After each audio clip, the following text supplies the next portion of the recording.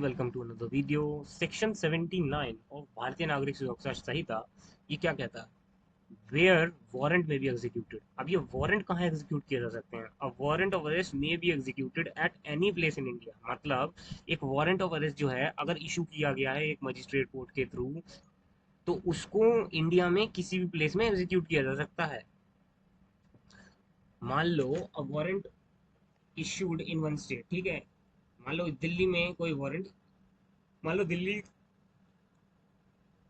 कोई दिल्ली का कोर्ट है, ठीक है। मान लो दिल्ली का पटियाला हाउस कोर्ट है, उसने एक वारंट इशू किया किसके अगेंस्ट? रवि के अगेंस्ट, ठीक है। अब पुलिस रवि को अरेस्ट करके लाई है, और पुलिस रवि को अरेस्ट करके लाई है मुंबई से। पुलिस रवि को मुंबई, चेन्नई या किसी भी अदर सिटी से इंडिया की अरेस्ट कर सकती है बिना किसी इशू के, क्योंकि उनके पास एक वारंट है।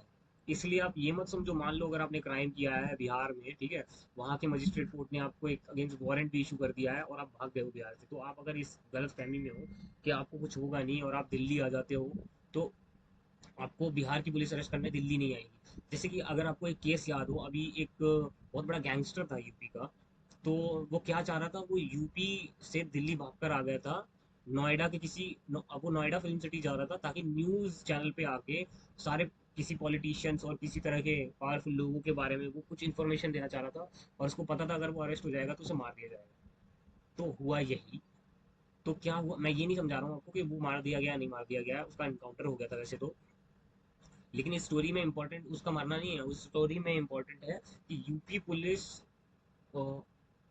दिल्ली आई थी उस आदमी को पकड़ने के लिए। वो आदमी दिल्ली में पकड़ा गया था, तो दिल्ली पुलिस ने अरेस्ट कर लिया था उसको, देन यूपी पुलिस को उनने सौंप दिया था, क्योंकि यूपी पुलिस के पास जुरिडिक्शन था उस आदमी को पकड़ने का।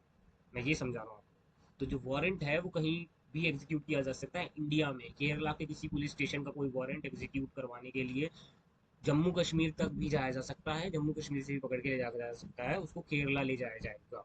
तो कहने का मतलब ये है, नेशन वाइड एग्जीक्यूशन ईजी कर दिया। अब मान लो इसके सेक्शन की जरूरत क्यों है? अब आप बोलो कि सर इसकी जरूरत क्या है?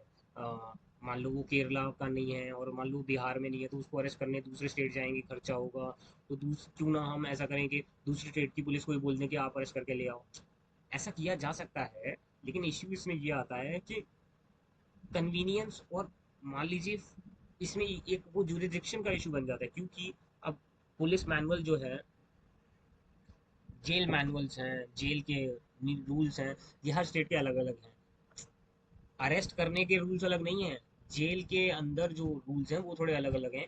जैसे प्रिजनर्स एक एक्ट है, उसमें अलग अलग प्रोविजंस है हर एक स्टेट के। हर स्टेट अपने प्रिजन्स को रेगुलेट कर सकता है जिस तरह से भी करना उन्हें, और उसी तरह से हर एक स्टेट की पुलिस डिपार्टमेंट का अलग हिसाब किताब है।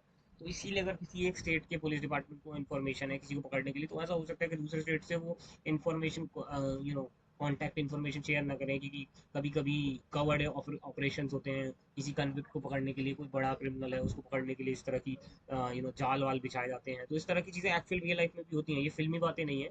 एक्चुअल में इसी तरह से पकड़ा जाता है इन लोगों को। तो ये इसीलिए ज़रूरी है कि कहीं कोई जुरिडिक्शन का इशू क्लेम ना करने लगे इन फ्यूचर किसी वारंट को इशू करने में। मान लो अगर कोई बिहार का आदमी है जिसको केरला से अरेस्ट किया जा रहा है, तो केरला पुलिस को फोन करके ये ना बोल दे कि कुछ लोग मेरे को पकड़ने आ गए हैं और एक नकली पेपर लेके। तो केरला पुलिस को यूपी बिहार पुलिस दिखा सकती है ना कि सर ये देखिए वारंट इशू है, इसके वारंट इशू हो रखा है इसका बिहार कोर्ट से। So this is this section. So will meet in the next one.